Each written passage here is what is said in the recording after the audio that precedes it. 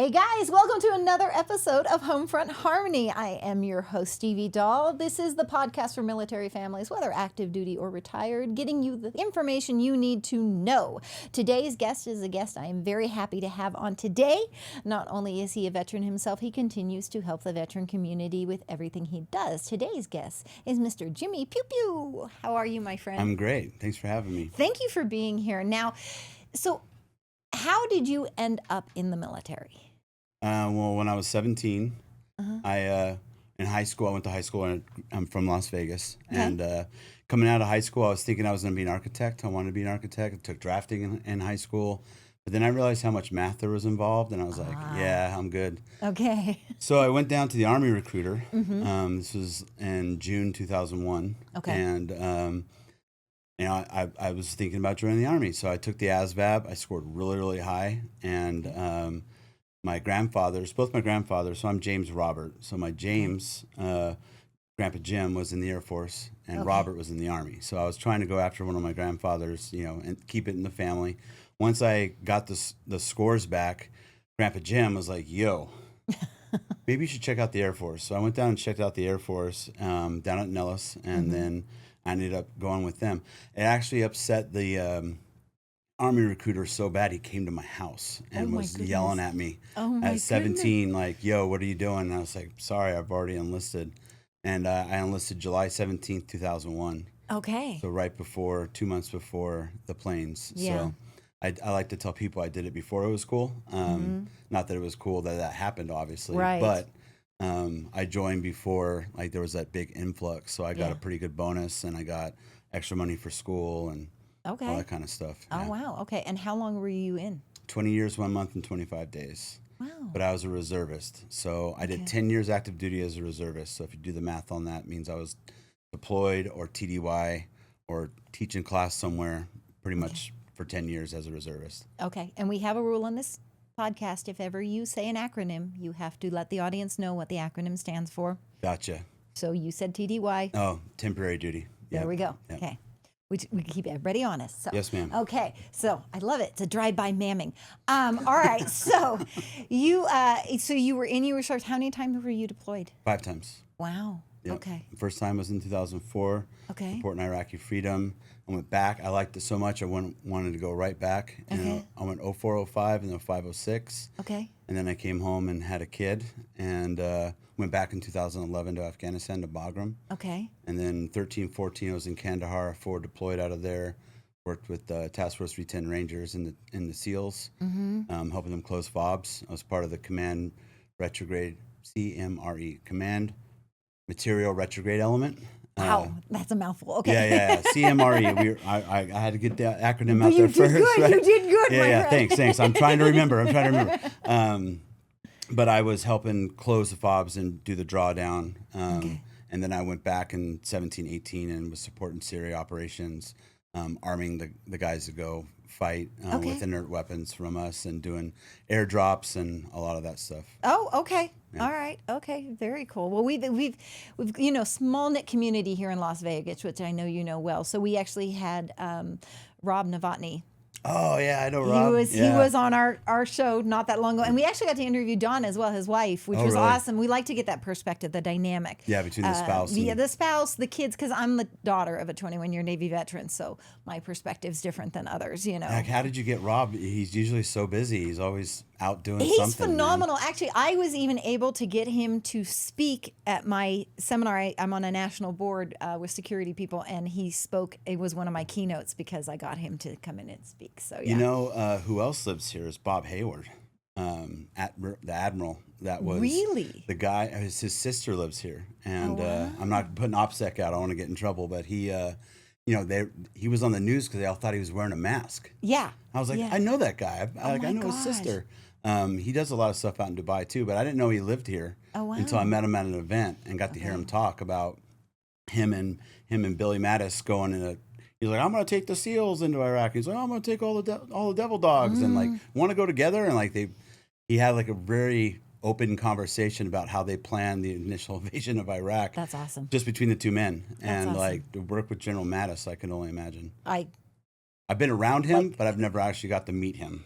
But his command presence. I'm all fangirl over here, which Yeah. sounds stupid to people, but if you were raised the way I was raised and you feel about the military, I feel about the military, total. Like, I'm sitting Yeah. here stunned silence as you're like, General Mattis is such a good, amazing leader. Yeah. Like it made me want to be a Marine. I think that's Yeah. what the whole, the cockiness of being a Marine, because you have to earn that Eagle Globe and anchor. Yeah. But he really personifies that. Oh, Like, yeah.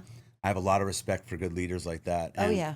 And just being in the same country as him sometimes, or being in the same like AOR area, it's just like, man, all right.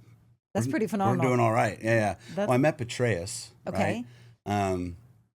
But I never got to meet Mattis, and Okay. I really wish I had. I got to meet.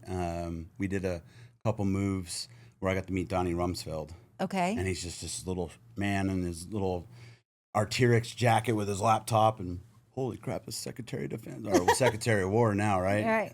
Yeah. Wow. That's crazy. That's absolutely crazy. It's such a small town. It really, really is. So when you got out, did you have a plan? Did you know you were, because I mean, you were reservist, so you. Well, I had a civilian job, right? Okay. So I went to boot camp, came back, and at 19 years old, on my birthday, I got hired at UPS loading airplanes. Okay. So I was doing what I did in the Air Force in the civilian sector. Gotcha. As a teenager in charge of adult grown humans. I loaded a 757, an A300, and a 727. Okay. Low planning, hazmat, all the inspections, heavy equipment, safety, all those things.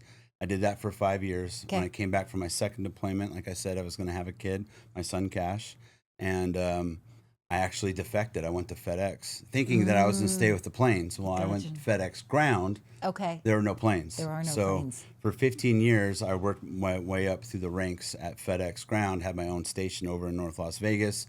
I have 300, 400 employees, plus drivers, managers, all of that stuff. But when I retired, I actually retired on 9/11/21. Oh, wow. It's my grandmother's birthday. Okay. And it was the ceremonial end of the wars. Yes. And I only signed up for 2, so I was done. Right. And I got my 100%. Like I said, I got, I didn't say it on air, but I said it to you. I got a combat injury in 2011. Yeah. When a 107 Mike came in, took me off my feet, woke up in the bunker. So I got my 100%. And I realized that I'd missed so much of my kids' childhood being deployed or TDY. And especially now we got divorced, right? After we had my daughter, Presley, in 2015, we ended up getting divorced. So I really just focused in on work, and I missed so much of their childhood. So like I said, I got that 100%, and then I decided I'm going to give it a year. I'm going to see if I really want to keep doing this. And Okay. I didn't. Okay. So getting the disability was able to help me take a year off of work. Right. And I got to hang out with my kids. I got to take them to and from school every day. When they were with me, I was like, annoyingly right up there. And It's okay. You can I cuss could on say, the show. yeah, I was on their ass, man. There I you was like go. on Yeah, there. yeah. It made a really big impact on me and a big impact on them. Yeah. But I was bored. So I went Okay. I went from all these systems and running this huge 700,000 square foot facility and always working. I like to tell people I worked 8 days a week, 13 months a year. Okay. Fair enough. Fair All I enough. did was work. I had 2 phones and to nothing. And it was an abrupt stop because Yeah. I retired from the Air Force so I could hang out with my kids. Yeah. Because it was getting kind of weird in 21 and with COVID and all that stuff. Yeah. So I decided that I wanted to do that for them while I still had them. And my son was just entering high school. My daughter was in middle school. So I wanted to make sure I had that opportunity to get to know my kids because I spent so much time away from them. Fair enough. But before I left FedEx, I started building the FedEx Vets Network. So they had a Okay. veteran network at FedEx, and it was me and like 10 people. And Okay. then by the time I left, it was a lot, a couple hundred, almost 1,000. Okay. So I started messing around in the veteran community in Vegas. I hadn't done that just because I didn't feel like I was a veteran yet. I was still in. So I wanted to wait enough. until I got towards the end, and then I started really getting to know things and know who was doing what. I met Lester Lumbad. It's like my best friend in the community. Yeah. He was just starting the Southern Nevada Veterans Chamber of Commerce, and I was like, hey, man, what are you doing? He's like, Yeah. standing there. And I don't know if you know Lester. He's got a very organized, everything signage is amazing. Okay. When I first met Lester, it was him and a stack of cards at UNLV. Oh, wow. I was like, hey, dude, I work at FedEx. You want to be friends? And he came down. We did a tour. I took him on Nellis. We did all kinds of stuff. And then we really started growing together in our friendship and our professional relationship. And then once I was done with FedEx, I was always just going to his things because it kept me connected. Mm-hmm. He calls me a year after I left and said, hey, man, I got the perfect job for you. I was like, okay, what is it? He's like, at U.S. Vets. I was like, oh, man, I went to U.S. Vets. When I first left FedEx, I was like, oh, man, I'm already kind of bored. What am I going to do? Lester told me about this job fair. Right. So I go down to U.S. Vets, and I'm looking around. There's UPS. I'm like, whatever. I don't want to work there again. There's all these other companies. And then I'm like, wait a minute. Let me look this up. Oh, this is awesome. And I found an employee. Her name is Haley. She actually runs our civilian site called Betterment. Okay. And I said, hey, I don't want to work at any of these places. I want to work here. Right. How do I get the help? How do I get to do this? Yeah. She said, we don't have any spots open. Okay. And then a year later, almost to the day, Lester calls me and says, hey, they have this volunteer and veteran activity coordinator position. I think you'd be perfect for it. Awesome. I went down, met who would be my future boss, Troy Valdez, who's the best boss I've ever had besides my military people. And I was hired a week later, and I started October 1st, 2023. That's awesome. Yeah. That's awesome. Now, for those in the audience who don't know, what is U.S. Vets? U.S. Vets is the largest veteran service organization in the country actively combating veteran homelessness. So my job is to run all the volunteer engagement, the non-monetary donations, so like clothing, household, food, and I run all the veteran activities. So what U.S. Vets is an organization that will go out and find a homeless veteran on the streets or in the tunnels, sleeping in their car, wherever it may be. Yeah. Hey, you want to get off the street? Yeah. Okay, cool. Come with us. We're going to take you down to the Community Referral Resource Center at the VA. And check them once they get processed to make sure that they are an actual veteran. You know, a lot of people are like, I was triple redacted. I'm Vietnam. I'm like, oh, really? Yeah. Okay, buddy. I have a friend at the Pentagon. Let me call him. Once they're vetted, then they come into us. We get in process through our outreach in-check team, which is led by another Air Force veteran named Louis Breo and his amazing team. Welcome them in. We take all their stuff that they bring in with them. We throw it into what we call a hot box, which will take off any bed bugs, ticks, whatever it may be with them. Give them a welcome kit, which has sheets, pillow, toiletries, change of clothes, all those things. Assign them to a room, and then we take them up to our residential area where they live 4 to a room, and they're there, right? So then once they come in and they get settled, then they meet with a case manager within 24 hours, and then they start working on what barriers we need to remove, whether it's addiction. A lot of people come in without IDs, birth certificates, a lot of stuff that gets lost, destroyed, all kinds of things that they don't have. We try to figure out what they need and then help them get those things. That's awesome. Yeah. I love that so very much. And I'm so excited you're here because, one, I wanted you on the show, but two, I wanted U.S. Vets discussed on the show because of the impact it makes in the community, because it's huge. We've had some amazing guests on. We had Dr. Dawn recently on about neurofeedback versus the drugs, you know, and you know, we've had a lot of different areas on, but U.S. Vets was a big one for me because you guys impact. And you're huge. You're not just in Vegas. Yeah, 7 states. Huge. We're in a bunch of states. What I love about U.S. Vets is that, nobody knew what it was. I didn't know what it was until I started working there. And now I feel like opportunities like this and other opportunities that have come along with me being in the community so actively before I started working at U.S. Vets, working there gave me something to like, hey, this is what I'm part of. You want to help? How do you want to help? However you want. Let's figure it out. Yeah. And just knocking down these silos, because a lot of people, and my boss will, and I'm quoting my boss, a lot of the veteran organizations in Las Vegas are siloed. Nobody wants to necessarily work together because we all think we're all after the same money, grant money and those kind of things. I said, screw that, man. Yeah. Why don't we work together? We're stronger together. Yep. It's like that bundle of sticks versus one stick. You snap one, you put them all together, and you can't break them. We're actually having a meeting this week with my other best friends in the community, Rob Banghart and Brent Nowak from Shine a Light. Yeah. Which I'm really excited to help them help us and vice versa, because they do so much in the community already. They're out there finding the veterans. Like they had outreach this morning, but I overslept. I meant to be there. I was going to go straight from the tunnels to here, but I didn't know if you wanted me to smell like the tunnels. Have been kind of weird. I've seen you post your time in the tunnels. Yeah, I think yeah. it's fairly cool that you do Well, that. you never know. You never know who you're going to find. Right. And what's cool about Shine a Light is that they build a rapport with repetition. They go every weekend to different areas, and they have a huge volunteer corps. And their volunteer corps, a lot of people that have graduated through the program, people that were in the streets at one point, and through their IPATH placement, their IPATH, which is Instant Placement in Therapeutic Housing program, they get them off the streets into a crossroads of Southern Nevada, get them detoxed, get them on meds.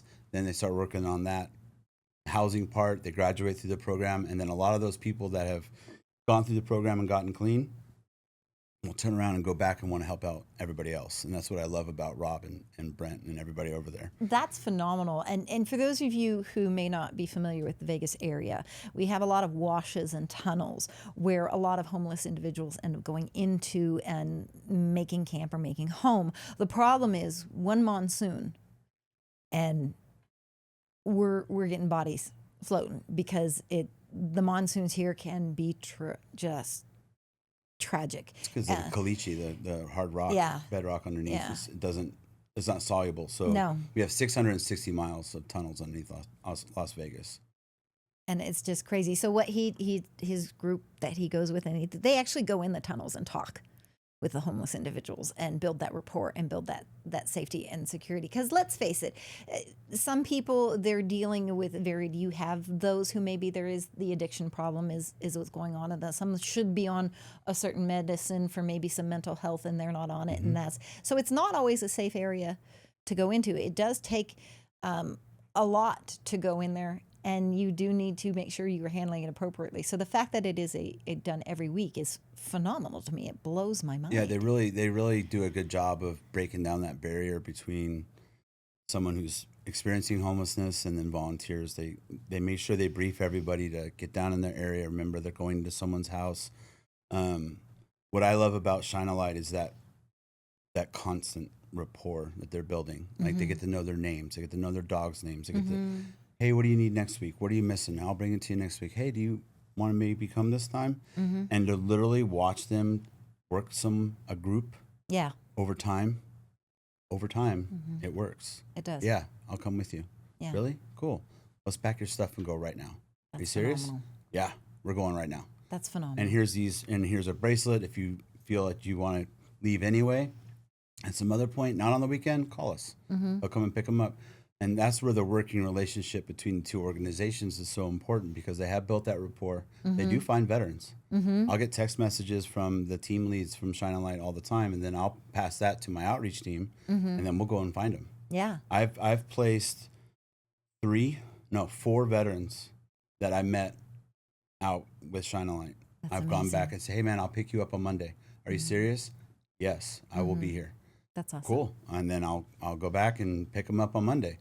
That's where the gap is, because the VA is closed on the weekends. So we can't call and do a referral on the weekends. We have to wait. But that's why I'm having this meeting with Shine a Light this week, so we can figure out how to place that individual that says yes on Saturday. Right. Because you never know if that yes on Saturday is now a no on Monday. Yeah. Right?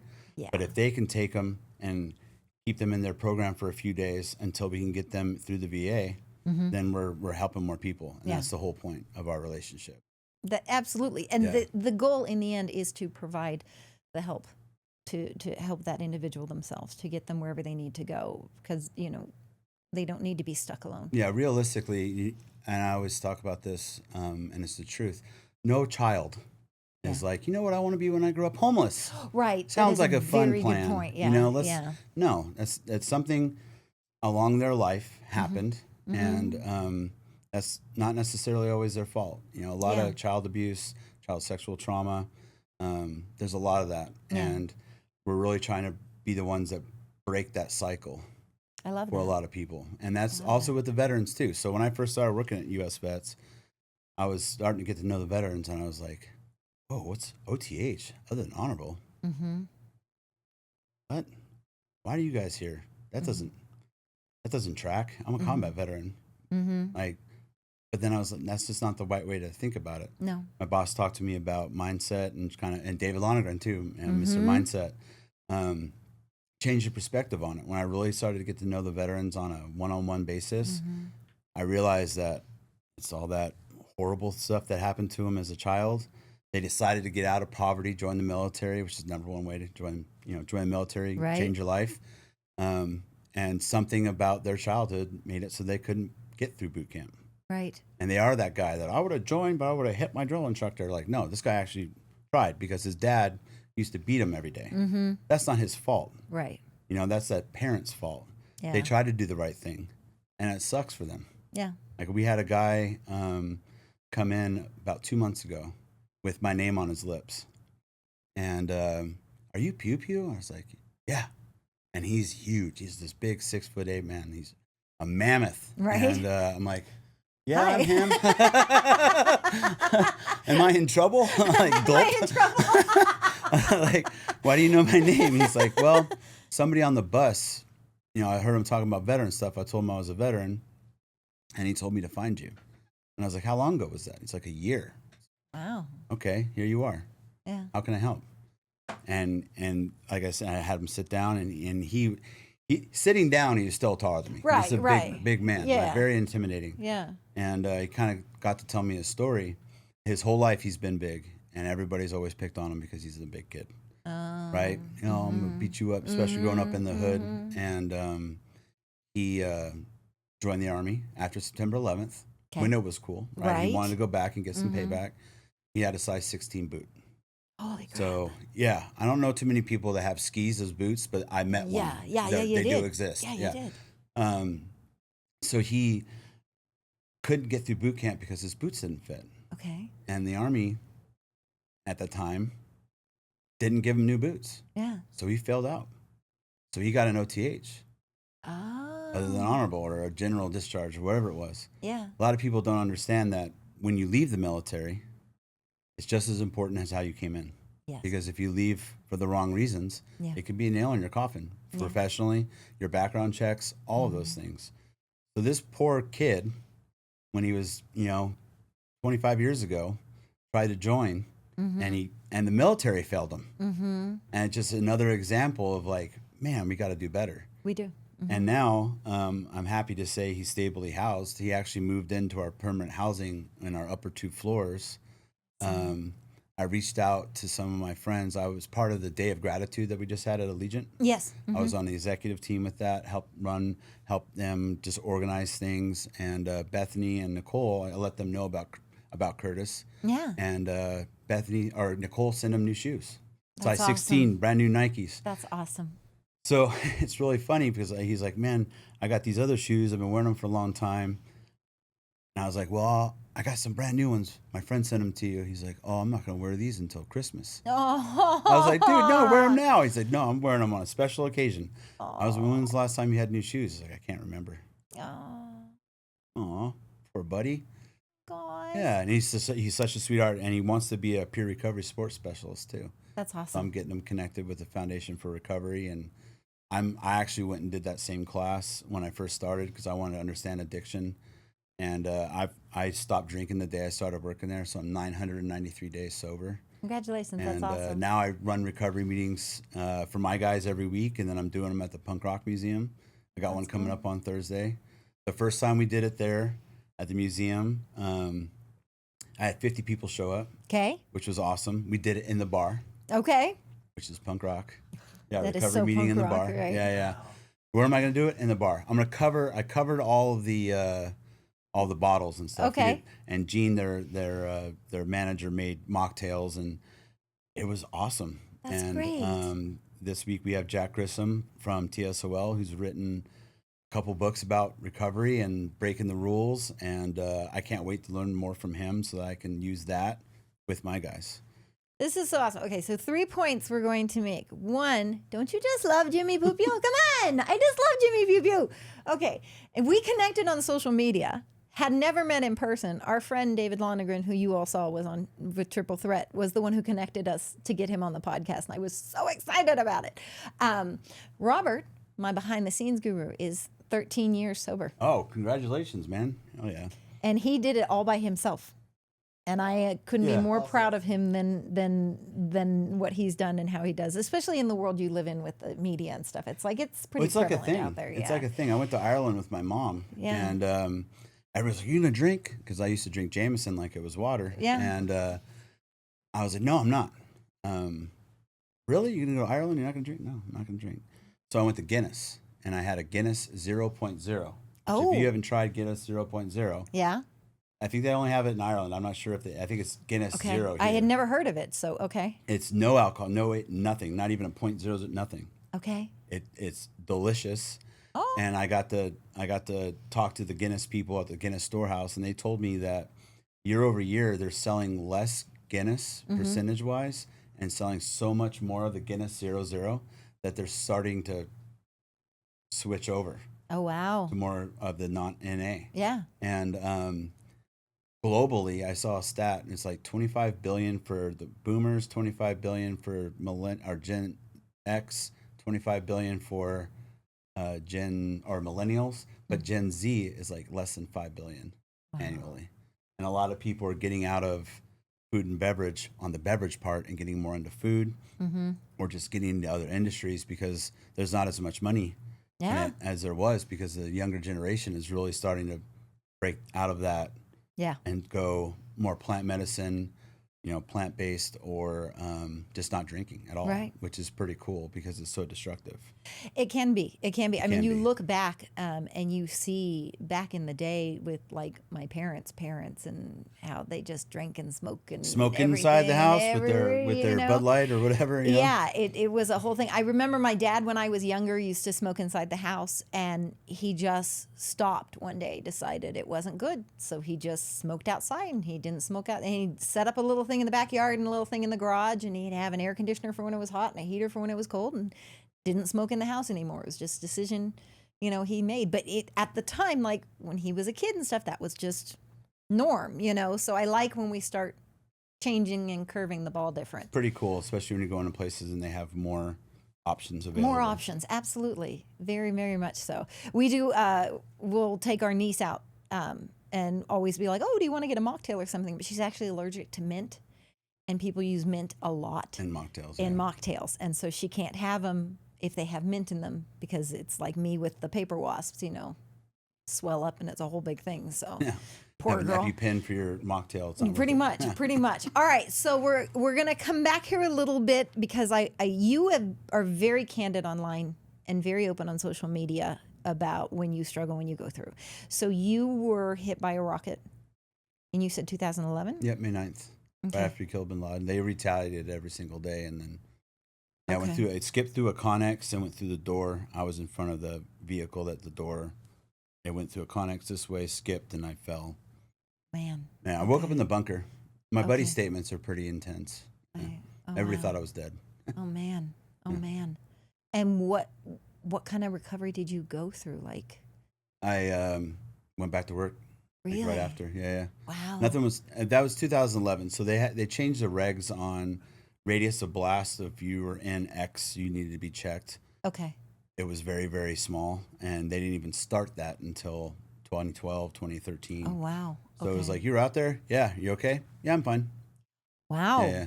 Oh my gosh, cool. My friend. Me and my friends didn't want to go outside. That's for sure. I remember that. It was pretty rough.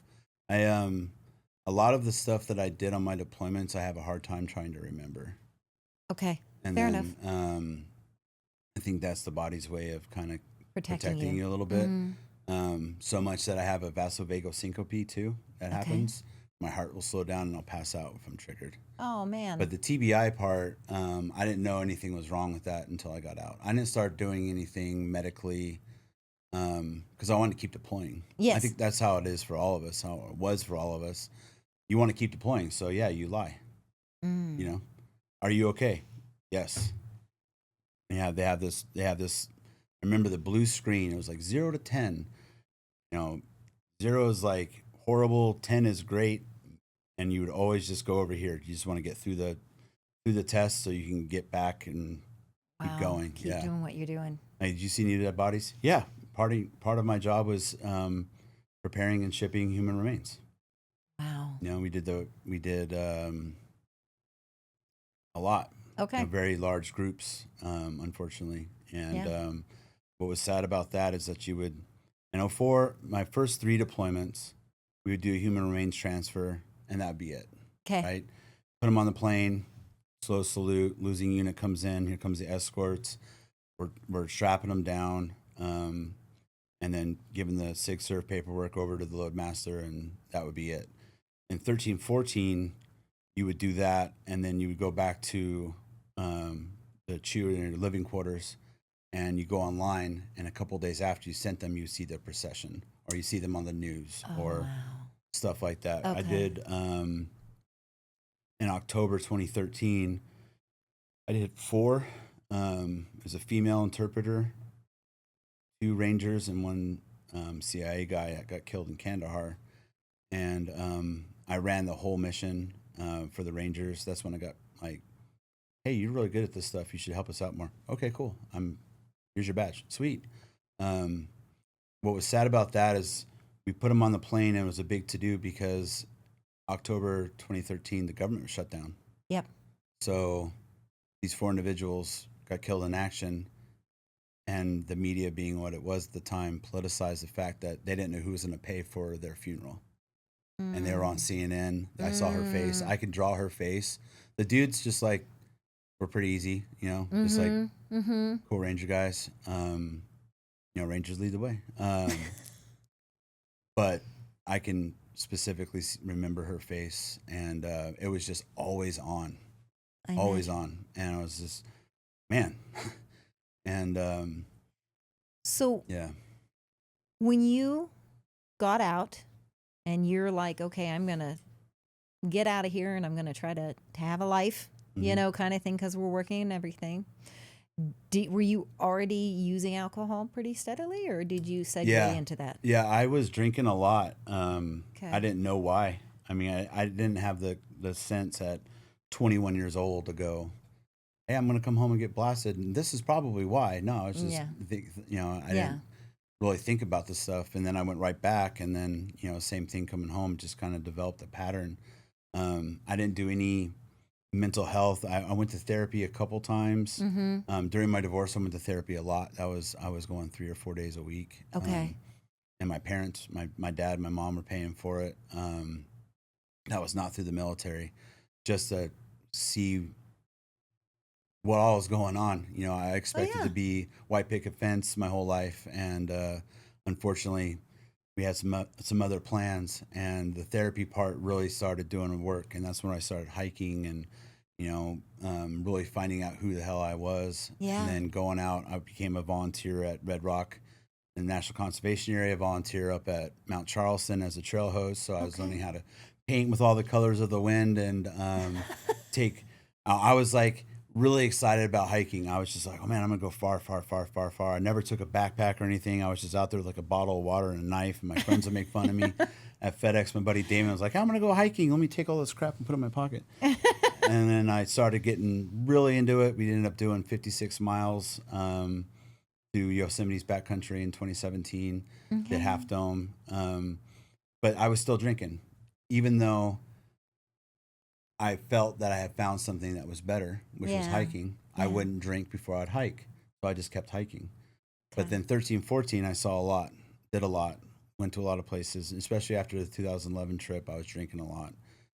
Got in some trouble before I went on my 2013 trip with my bass and all kinds of stuff with drinking. And when I came back after that trip, I was drinking again. When I came back in 2011, though, however, my daughter Presley was born.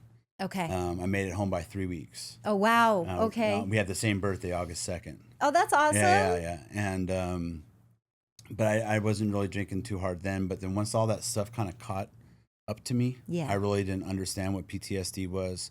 I didn't really understand why my body hurt all the time, and then I really started doing some stuff with that. Self-medication was obviously the number one, which was happens. drinking. Yeah. Right? And then I started having surgeries. I had 3 knee surgeries. I've had 4 shoulder surgeries. I dislocated my shoulder when I got hit, and did a bicep tendinodesis 2 years ago, where they cut my bicep tendon out of my arm, out of my shoulder, and put it on the outside. But still, I was drinking, and it wasn't until I really taken my mental health seriously, right before I started working at U.S. Vets, that I decided I should probably stop if I'm going to work with homeless veterans. And it was pretty easy for me. I didn't feel like I had an everyday habit. There were some stints, a couple months, probably about 6 or 8 months, when I didn't have my kids, when I was off. I was going to the bar every day just because I was lonely sitting at home. Right. Yeah. But finding that community is what really helped me. I think I came into a community, helped it grow, became sober, and through all those connections, that's what's kept me sober. That's awesome. Because I don't want to be a liar to my clients, and I'm not going to disrespect them by drinking. I've been in situations like, man, I could really use a beer. I'm good. I just don't. I have alcohol in my house, which is crazy. My friends come over. I'm part of Merging Vets and Players, which is my favorite group. I just went to them for the first time in 3 months yesterday. Okay. Merging Vets and Players is ran by my best friend, Lester Lumbad. Okay. It's at Randy Couture's gym. Okay. It's professional athletes and veterans working out together for an hour, and then we have an hour huddle, and so we all sit down and talk about life. And I've dove into those groups, and that's really made a big difference for me. And I try to make that something that happens with all the veterans as well. So much with the community connection part that I run a coffee thing every Thursday. Okay. And Black Rifle is hooking me up and hooking all of our sites up with coffee. That's awesome. So that we can do these coffee things. My whole point for Combat Coffee, and I got my little guy, I don't know if you can see him. My whole point for Combat Coffee, I even have one right here. This little Captain I love it. Freedom. Yeah. Is there is no point. The whole point of it is there's no point. I just go. make coffee for 2 hours, invite my veterans experiencing homeless down, and I invite anybody in the community to come.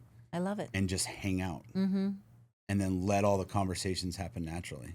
Awesome. And through that connection, maybe they start to think, well, maybe I could be like them. Maybe I can get a job. Maybe I can go out and do these things. Maybe I can stop medicating. Maybe I can find out the reason why I'm medicating. That's where the therapy thing for me came in. When you move several hundred human remains, it takes a very large toll. It does. When you've had 45 people in your life commit suicide, it takes its toll. It does. And the work I do is very taxing. But at the same time, for me, I would never disrespect the work that I do by self-medicating in a way that's damaging to my credibility. Well, and I appreciate you're so candid. Y'all can follow him. He's on Facebook. He's on Instagram. Jimmy Pew Pew. Pew, pew. I have to say it that way. Sorry, but you are candid. You have posted sometimes. I am having a rough day. I am down. I appreciate that because one, it takes a lot to be that vulnerable and that open in that public of a space, but two, because somebody else in your same shoes, in your same feelings at that time is like, oh my gosh, there's someone I can relate to and I can talk to. And that is a lifeline. Yeah. 100%. That is a lifeline. My heart, when there is a suicide, we've had Bill Emmel from 22 Warriors on the show. We had Scott Intake Carnvent, who is president of the Blue Angels Foundation, who moved the Blue Angels Foundation to focus on the suicide because his son's roommate had killed himself after they were in service from the Naval Academy. And I mean, there's so many and to me, every time I hear, like, military's family to me, even though I didn't serve, it doesn't matter where I go. Somebody finds out my dad was 21-year Navy veteran. I have instant family from military people. And when I hear that a military person has died, it guts me in my core in a way I can't come back from. It just hurts me in a way I can't describe to people.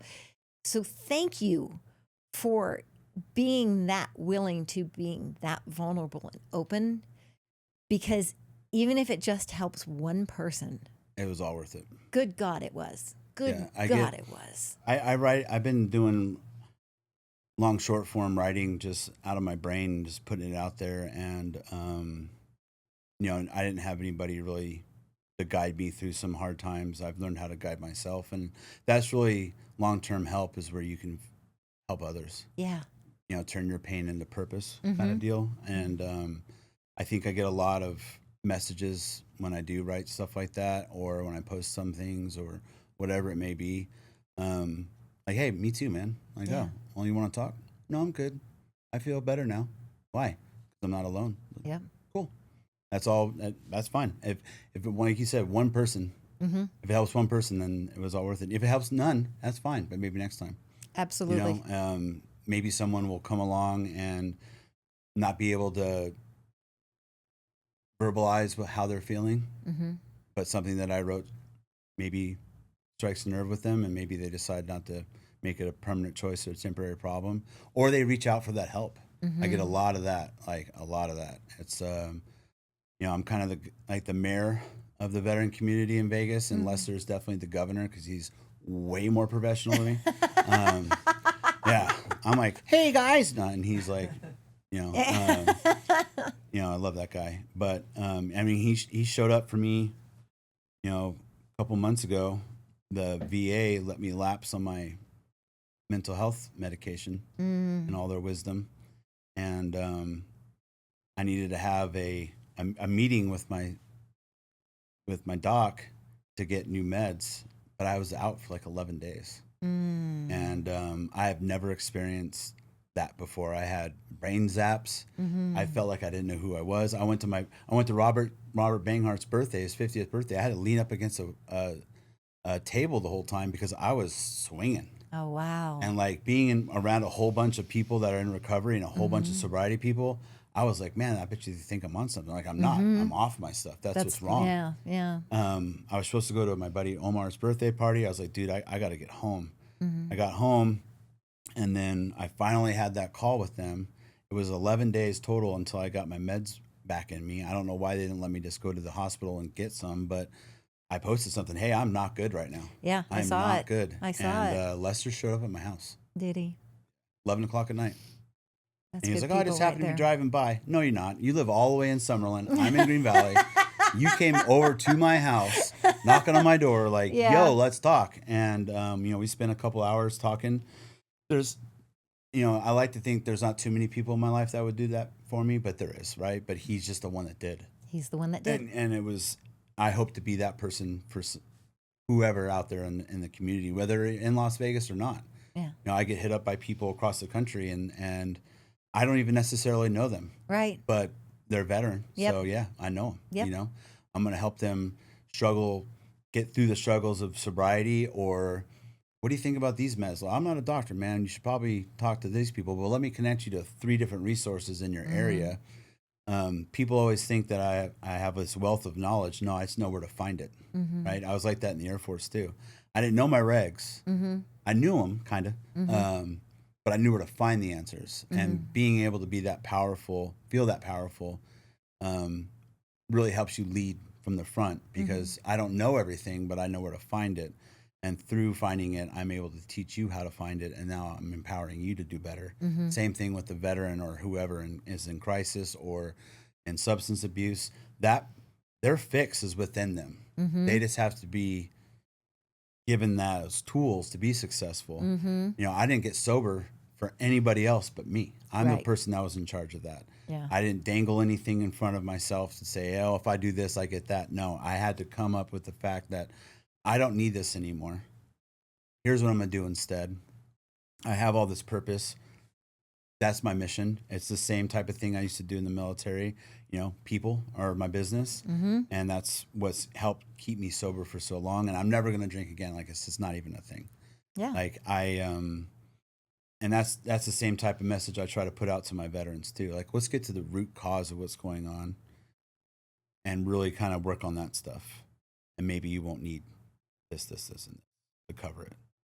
And that's that long-term piece that's really important, and especially when it comes to veterans. Yeah. Because all of us, not all of us, most of us, did the same thing I did when we came home from our deployment. Nope. Yeah. I want to keep going back. Yeah. My boss would tell that tells the story, and Troy, don't be mad at me. He came back. He was a medic, and Oh man. he clicked. Yes. Have you seen dead bodies? Yes. Have you done this? Yes. Have you seen combat? Yes. And then the next thing he knows, he's no longer worldwide qualified because the Air Force flagged him. His chaplain and his commander come in. Oh my God. And like, yo, Valdez, what's up? You okay? Like, kind of gave him shit for it. Yeah. Well, that's not the way, man. Like, that's old. That's not how it should be. But that's just a clear cut example of why we all just weren't truthful. Right. Because we want to keep going back. Right. Life deployed is so different compared to life here. And I'm still deployed, but my deployment is Las Vegas. Yes. My FOB is U.S. vets. When I'm on post, I feel more alive because I know I'm around my veterans. I know the combatants are addiction, homelessness, mental health issues, and that's what makes me so effective in my role. And I think that's how we all are that work there, because a lot of us are veterans. I love it. We've had many conversations with, and Bill Omo's one of the ones we talked about this. Like, therapy's hard when you're talking to a therapist who hasn't seen what you've seen, who hasn't done what you've done, who hasn't been in combat. They've probably had a wonderful amount of training. I'm sure they aced everything they needed to ace, and I'm sure their heart is in the right place. But if you haven't lived it, you can't understand it. My dad always had this saying, for those who fought for it, freedom has a taste the protected will never know. Yep, that's a good one. And it's very true. It's a soundbite. Write that down. And it's apparently a famous saying. I didn't know. Yeah. I thought my dad made it up, but it's actually a famous saying by someone. I didn't know that for years. But I understand a different level because I tell people all the time, I knew from a very young age my dad might not come home. I didn't think he'd die, but I knew in his job and his career of what he had chosen, there was a possibility that he might not come home. And that's kind of messed up for a 9-year-old to register in your brain. But it is where we live. And yeah. I appreciate so much you and your veterans that work at U.S. Vets and everywhere, how you guys are stepping up and stepping in, because we tell you guys all the time, please, if for no one else, you matter to me. God, reach out. Please do. We'll connect. You want to talk to Jimmy? I get you Jimmy. Yeah. Whatever you need. Yeah. Please, you matter. Someone loves you. I do. And it means so much to me. You guys are accomplishing so much stuff. And yeah. There's so much more we could do. Yeah, if we can't, I can't save them all. Right. But it doesn't mean I can't try. Right. I mean, it's worth a shot. Yeah. It's worth a shot. I mean, yeah. Yeah. So, I love that you're doing you have your recovery thing at the Punk Museum in the bar. Yeah. Love that. Where else would I have You it? guys have your coffee, thing you're doing. Very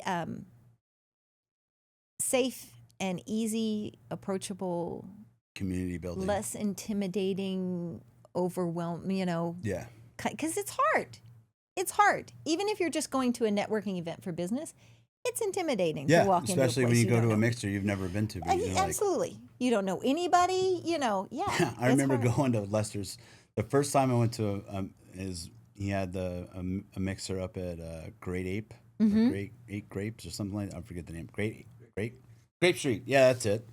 Thank you. Thank you, Robert. Thank you. And he, I was like scared. And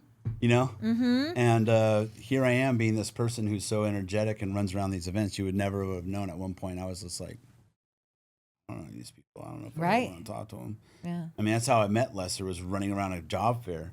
But at this event, I was like, yeah, I'm good. Okay, I'll talk to some people.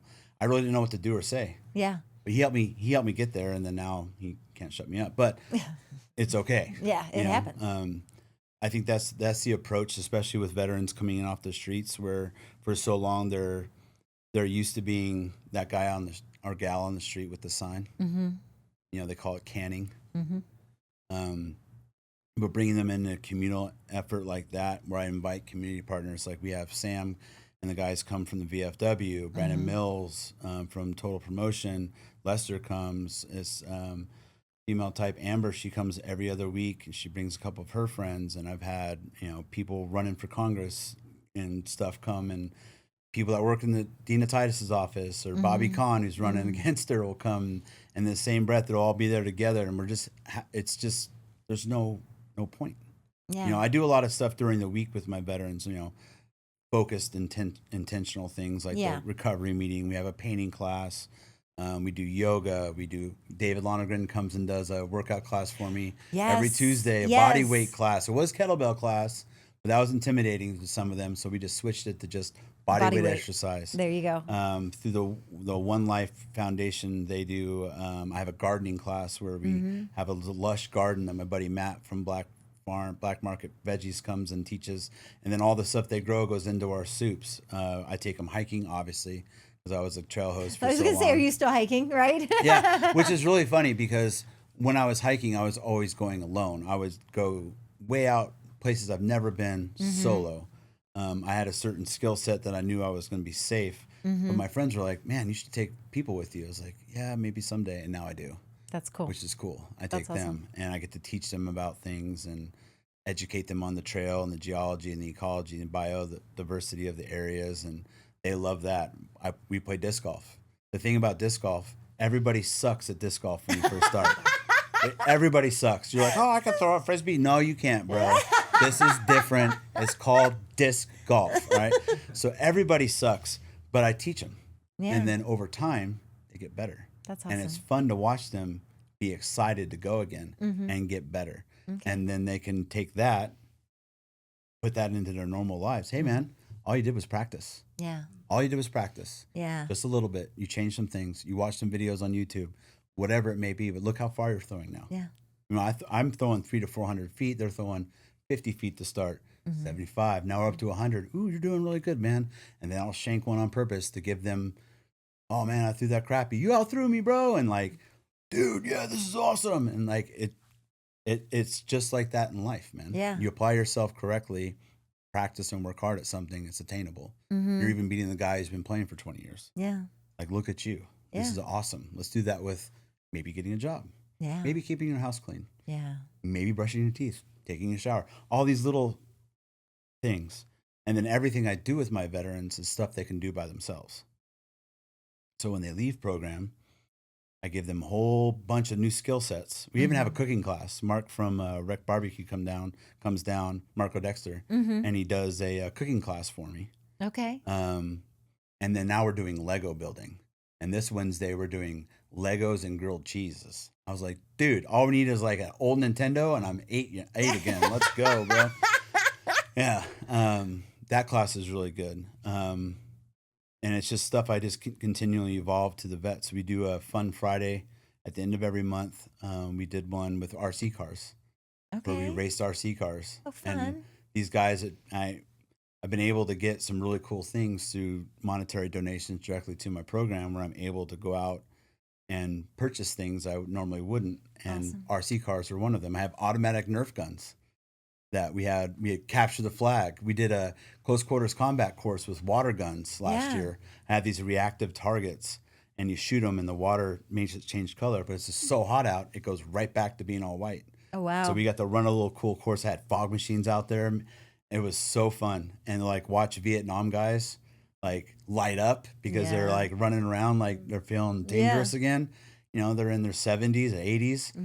And they feel real good. Like that's what it's all about. And that's what my programming is geared towards. And then same thing with volunteers. When they come to volunteer, I ask that they volunteer in my activities because it helps the veterans, right? Yeah. So now it's Wednesdays, I do movie night, and I got a really good donation. We got a good donations to our main site, and I bought a 200-inch movie screen. Nice. An 1800 lumen projector. Nice. And movie theater quality surround sound. Oh, that's awesome.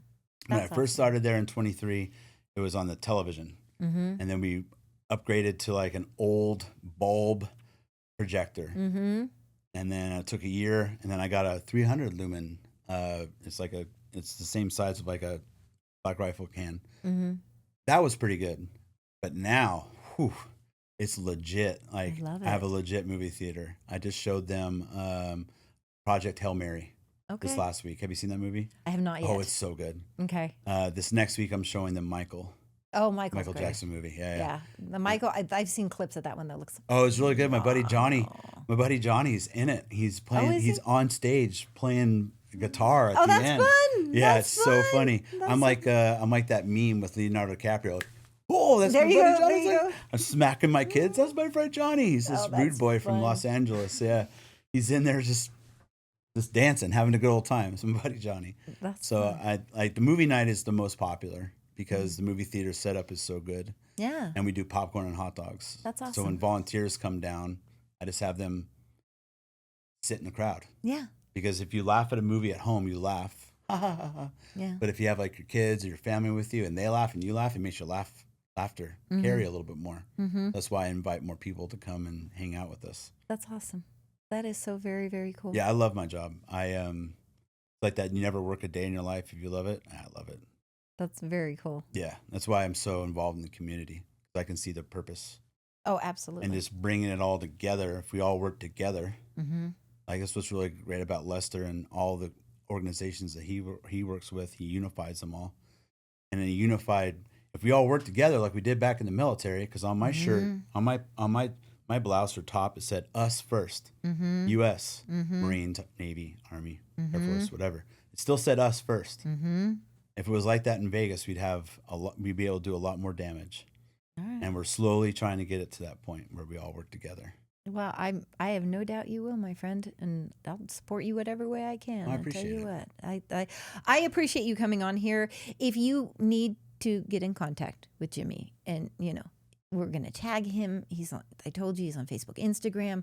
Reach out to us if you want. Reach out to U.S. Vets.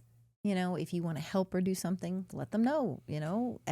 Every little bit helps. That's the whole point. Like U.S. Vets has really become the household name of services, and that's, I think, something that's really accelerated a lot since I've came to work there, and we've kind of force multiplier each other. Like Louis was really good at his job before I came. Troy was really good at his job before I came. Shalimar, executive director, is amazing. She's been doing it, she likes to say, since she was 12. Because she's very young, but she's the now she got promoted right before I started to national director of executive leadership. So she has several sites in California that she's also in charge of. Okay.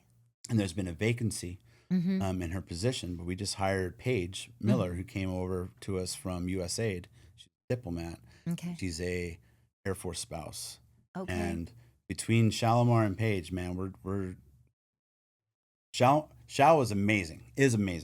Like, holy crap. But Paige is coming in and is trying to attack it from a different viewpoint and really absorb and get information and learn how to help. The meeting we're having on Thursday with Shine is just the beginning of how we can all work together. And I think with all of us, with all of our powers combined, we're going to really be able to combat this, epidemic of veteran suicide and homelessness. Absolutely. And the only way to do it is if you work together. Absolutely. And I think that's where Shalimar was really good at leading the organization to where it's at now. And now she can go out and spread more Shalimar at these other locations. And then Paige is going to come in and just follow in step with her, but also attack it from a different viewpoint because of her experience. And I really think, I like to say I'd love to work myself out of a job. If we could end veteran homelessness, you kidding me? It'd be amazing. It'd be awesome. That'd be Yeah, amazing. cool. I'll sit at home. Yeah. That's fine. I don't need to work. Yeah. Right? I'm 100%. I could stay home if I wanted to. I do this because I love it. We all do it because we love it. But eventually, it would be nice to not have to have a job because there's no Absolutely. veterans that are homeless. Absolutely. In a perfect world, we can only hope. Every day. Hope is a beautiful thing.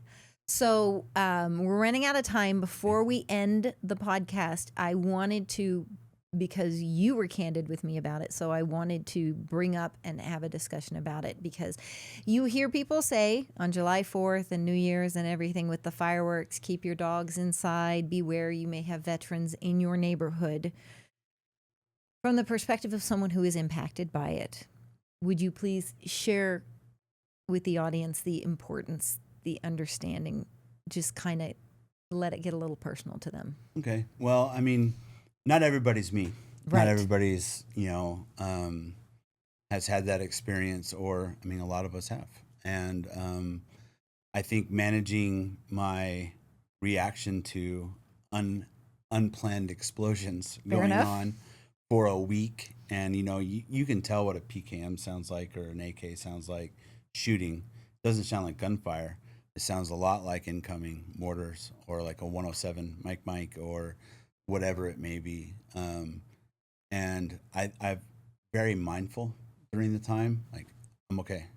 But when I first came back, dude, I even when I was still serving, I was just like, yeah, screw this, man. This sucks. I'm just gonna sleep or stay outside and just blow crap up with my family. And I'm an extremely patriotic person, and I love that we have this tradition and it brings the country together. And the red, white, and blue is amazing. And what they did 250 years ago is nuts. Yep. Thanks for all the treason, boys. Right? Like, good Yeah, job. yeah. Without them, we would be no us. However, during the celebration, I was always having a hard time with that, and kind of like the spidey senses. Yep. I think a lot of us, I think the stigma is that we're all broken. That's not necessarily the case, but you never know at some point during that period, something else could be going on. And then one of those pops happens and it just sends you back into whatever it may be. I'm at the point now for the last 7 years, I leave town. I go to California and I go out to the woods and I go out to the national parks with my kids. Like, we take a week-long vacation. We did Sequoia Kings Canyon. We were doing a lot of Yosemite. Then I came across this town, Bridgeport, where the Marines do their mountain warfare training. They do this yearly huge celebration, and they have a veterans pancake breakfast. Then they do a watermelon eating contest and arm wrestling, and they have a parade. And last year they had a C-130 flyover. And 4 years ago, I was handed a microphone talking crap about these kids going up this grease 12-foot pole, the grease pole competition, and they gave me the microphone because I was just talking crap. And I've been invited back every year to MC it. So now I have a full Patriot outfit, and I'm walking down the street with my team RWB, my team red, white, and blue flag, and I take cool pictures with my kids, and everyone's like, "Yo, what's up, Pew Pew?" And I'm like, "Yo." No idea who these people are, but they remember me because I've done it for so long. That's awesome. Unfortunately, my daughter Presley is aged out because we know how to cheat, right? You just pay attention. Yeah. If you wait long enough, the grease comes down. You get to the top. Some kid last year won $1,700. The year before that, the kid won $2,200. And I got this video of his dad throwing them in the air. Oh my gosh! He's like, "Do I get to keep it?" Yeah, man. It's the whole point of the grease pole. But then what's cool about Bridgeport is they do this huge event. They have all these things happening. There's a bunch of food. There's a bunch of different vendors there. And then we get through the grease pole. They do karaoke. There's some bands that play. Then we go out back behind the Bridgeport Reservoir and they shoot off fireworks for like 30 minutes. That in a controlled environment, for me, perfect. Gotcha. But I've had anxiety. The last time I went to Disneyland, I had an extreme anxiety attack there. Did you? Okay. Because I wasn't ready for it. Even though I knew it was happening, it was just bad. Yeah. And I had been out of the service just only a couple months when that. Yeah. That's the same for all of us. You just never know when it's going to strike you. But being in a place where it's controlled like that, it's a lot easier. Even though there are all the people out there in Bridgeport, they all have mortars and stuff, and the fire department and the cops are just sitting there watching them because it's controlled. Yeah. It's the uncontrollable stuff that happens week prior, week post. Yep. 4th of July when I'm sleeping. Yes. And I have 4 medications I take to go to bed at night. God forbid they don't work that night and somebody pops off something. Yep. Right. So now I've been sleeping with a sound machine for like 3 years now, so I don't have too many of those issues. I wish I had known about the sound machine earlier. Right. I never, I have really bad tinnitus in my right ear. I lose hearing in my right ear from time to time, so I've been sleeping with that thing, and I think a lot of veterans do that too. It's those uncontrolled pops that happen. Understood. 3 o'clock in the morning, somebody's shooting off mortars. What are you doing, bro? Like, Right. Come on, man. Absolutely. Absolutely. Not that I need to be like, oh, woe is me, I'm a poor veteran. It's not like that. It's just No, like, I be think respectful of like. it impacts a lot. I remember, okay, not to relate, and we're running out of time, but I'm still going to tell this story. We had my 2 little babies. My husband and I had Jack Russells. And my precious Bibba girl, she was older and she was mostly deaf. And so it's 4th of July and we go outside and we're going, she's got to pee in the backyard. And I'm standing there with her and my husband's inside with our other dog, Jack. And a huge one goes off because our neighborhood's like a war zone. And a huge one goes off above us. And she stopped mid-pee and just shook. Yeah. I had to go pick her up and she piddled on me. Once I had her because she was so terrified. And I thought, oh, come on. It was like 12:18. Like, we've done the fireworks, let's pull it back a little bit. But yeah, I don't think people necessarily register that. And I just wanted from that, I appreciate you sharing that personal perspective for it. All right, guys, I've gone over. My apologies. Thank you so much for joining us. You know what you need to do. You like, share, you follow. We are on Instagram. We are on Facebook. We are on YouTube, Spotify, and Apple Podcasts. Check out our website, homefrontharmony.org. Thank you so much for joining us. Thank you, Jimmy Pew Pew. Of course. Have a great day. We'll see you next time. Kill. Faded photographs covered now with rising creases, tickets torn in half.